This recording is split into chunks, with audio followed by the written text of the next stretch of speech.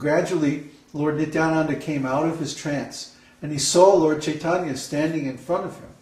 And he immediately got up and he said, "Oh, my brother, now I'm here." Just like a continuation of the dream from the previous night. And Lord Chaitanya embraced him, and they both got so ecstatic that they fainted. They fell on the ground.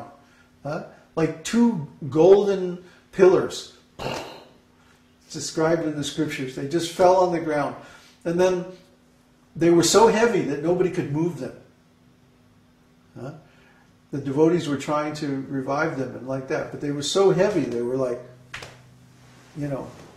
concrete or something. They couldn't even move them.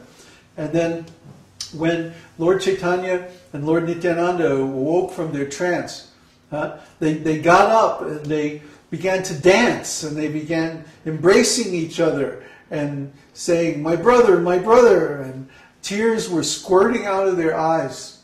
Everyone around them became wet just from the tears coming out of their eyes.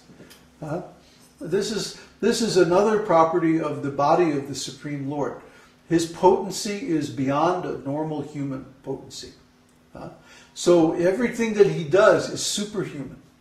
When he dances, when he chants, even when he cries, when he eats also. Lord Chaitanya and Lord Nityananda each could eat as much as 10 men. Like Uddhava. He can eat. No, it's just human. Just 2 men. 2 men, okay. Getting there. But Lord Chaitanya, one time, Gadadhar came with 40 kilos of rice. 40 kilos of rice. That's about 80, almost 100 pounds of rice. Must have been on a wagon or in a big bag or something like that.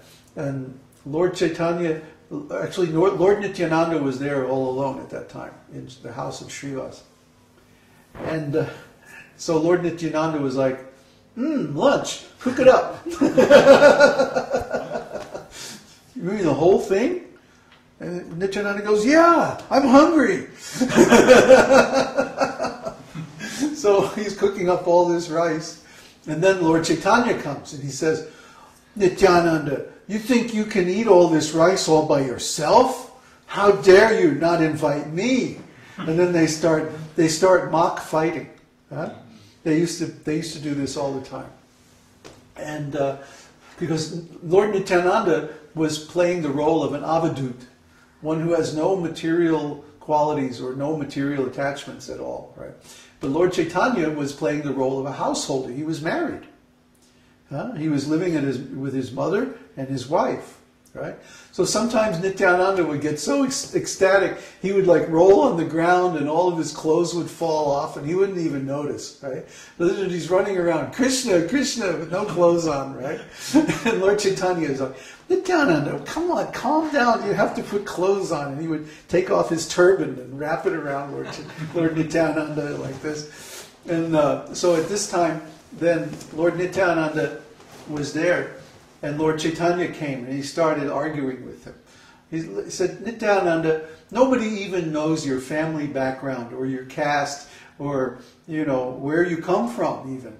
You're a complete mystery, man. You're not even of this world, How can we maintain our social prestige when we're feeding people like you, and even keeping you in our house? And Lord Nityananda says, I won't go there. And then Lord Chaitanya says, what do you mean? I'm saying one thing and you're replying something else. And he says, but I couldn't eat. And then Lord Chaitanya says, you don't follow any religious principles. You're just like a madman. And then Lord Nityananda says, the child told me to do it. He was always in Vrindavan. He was never in this material world. Even though his form was visible in this material world, his consciousness was in the spiritual world, in Goloka Vrindavan. He was always experiencing Krishna's pastimes. He was showing us the true qualities of a self-realized soul. He didn't have to follow any formalities or any religious principles. He followed them automatically.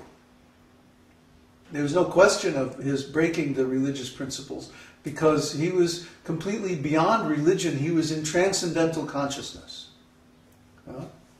So one time there was another conversation with Srivas Thakur and saying that, who is this Lord Nityananda? They always used to have these mock fights about Lord Nityananda because he was such an outrageous personality. Sometimes he would dress up and put rings on all of his fingers and big necklaces of gold and diamonds and all kinds of beautiful silk robes and big turban and, you know, all kinds of like big earrings hanging from his ears and all this, you know, golden bangles on his arms and like that. And then he would dance, you know. He was an outrageous dancer. And everyone was captivated by him, but nobody could understand. Well, is he a householder, or is he a sannyasi, or is he a Brahmin, or is he a kshatriya, or what is he anyway? You know, it's like nobody could decide what he is. Is he a king? Is he a rich man? Is he a poor man? Is he a renunciate? What is he? So everyone was saying, this Lord Nityananda, he's completely inconceivable. Nobody can understand who he is or what he is. And he's going to ruin your social prestige, Srivas. If you let him stay at your house, then everybody is going to say, you know, oh, Srivas has some madman living at his house. And Srivas said, I don't care. Let anybody say anything about Lord Nityananda that they want. I don't care. Even if he drinks liquor or marries a Muslim girl, I don't care. I still accept the lotus feet of Lord Nityananda as the absolute truth. He can do anything he wants. Doesn't matter. And when Lord Chaitanya heard this, he roared like a lion with pleasure. And he jumped on Srivas Thakur and sat on his chest. And he said, now you have purchased me. He says, I'll give you everything. You and your whole family, even the dogs and cats in your house, are all liberated. He was ecstatic like a madman. He says, I love Lord Nityananda more than my own soul.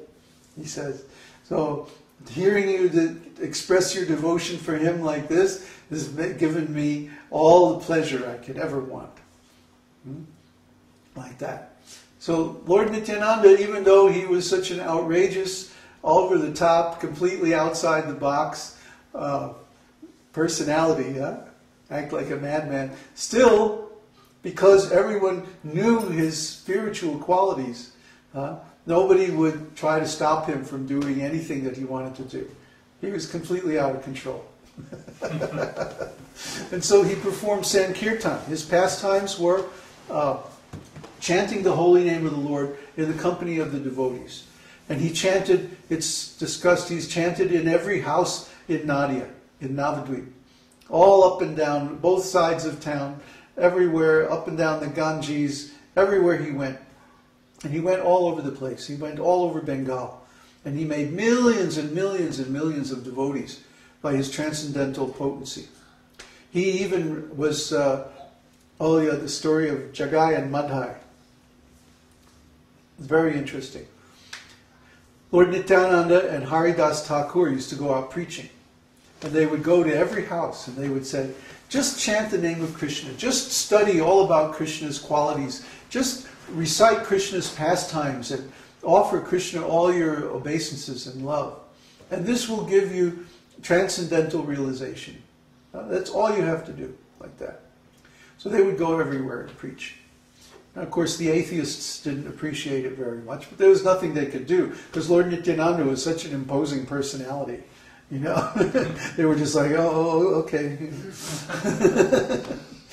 So one day, they were out preaching, and they saw these two rascals, Jagai and Madhai.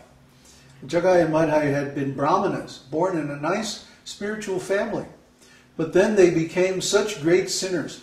They were robbers, philanderers, just meat eaters, murderers. There wasn't any sin that they hadn't done. Huh? So, well, the only thing they hadn't done actually was Vaishnava aparad. Was they were always drunk. Huh? So when they heard the kirtan, they would simply dance out of being drunk. But at least they hadn't committed any offenses to the Vaishnavas.